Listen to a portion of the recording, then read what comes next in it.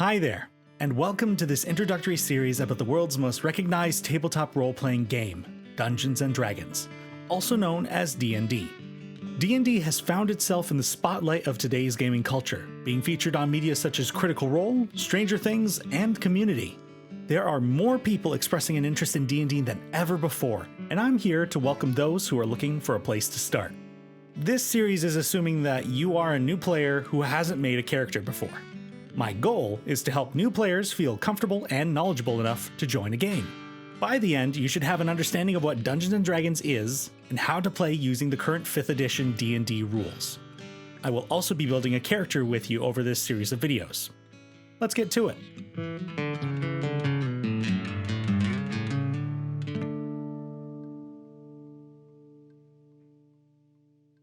So, what is D&D?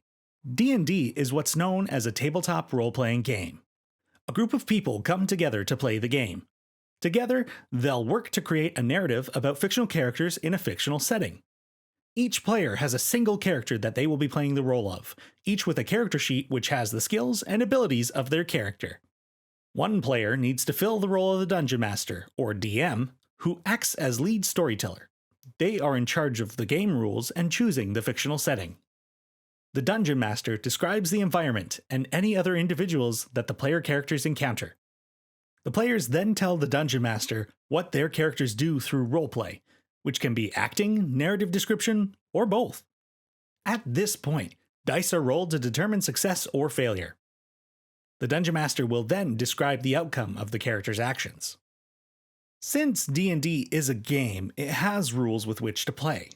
The current rules that D&D operates under are known as Dungeons & Dragons 5th edition, or D&D 5e.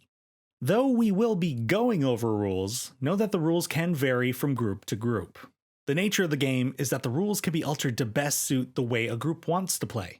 However, it's still good to know the basis of the rules, especially for new Dungeon Masters. If you're just looking to dip your toes into D&D, Wizards of the Coast has made the basic rules for Dungeons & Dragons available as a free-to-download PDF. With it, you will have the rules to create your own character and play. If you're ready to invest, the Player's Handbook is the book every group of players should have. It adds more race and class options than the basic rules, as well as more magic spells. But the basic rules are enough to get a group started. As a player, the element you'll need to focus on most is your player character. Let's talk about what makes a character in D&D. Ability scores, class, race, background, and equipment. Ability scores are 6 areas of competency that each character has. They are number values that determine your level of performance with physical and mental skills. Class is the most defining part. This is essentially your fantasy job title, such as wizard or fighter. Each class has a different playstyle and will help each player feel unique amongst the party. Races in D&D are the heritage and culture that your character comes from. This includes choices such as elf, dwarf, or simply human.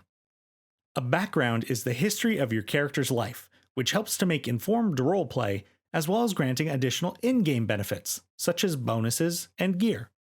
Speaking of gear, we'll be equipping our characters with the tools they'll need for a life of adventure, such as weapons, armor, and camping supplies.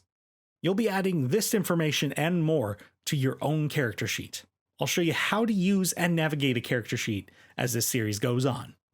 With the right amount of creativity, anything can be a possibility in D&D. I've played a character who was a naked mole rat police officer wizard in a world similar to Zootopia. A lot of rules were created by the DM to make that happen, so don't expect that kind of creativity right away. One of the reasons that I play D&D is because I get to experience weird and exciting stories like that one. Stories of adventure with the friends I play with, creating memories that, despite being fictional, are quite real and impactful to me. These adventures are composed of what D&D refers to as pillars of adventure, of which there are 3: exploration, social interaction, and combat. Exploration is navigating through the fictional world and interacting with the environment, like skulking through a jungle temple, avoiding traps, and solving puzzles to find a rumored mystical gem of great worth. Social interaction is where players roleplay interactions between their characters and DM-controlled NPCs, or non-player characters, like persuading a dragon to become your ally, or avoiding jail time by bribing guards. Combat is the most mechanically involved part of the game. Your enemies have grouped beneath a chandelier. You swing your sword at a nearby rope, dropping the chandelier upon them. Combat is fighting monsters and villains with weapons, magic, and strategy. All these things come into play.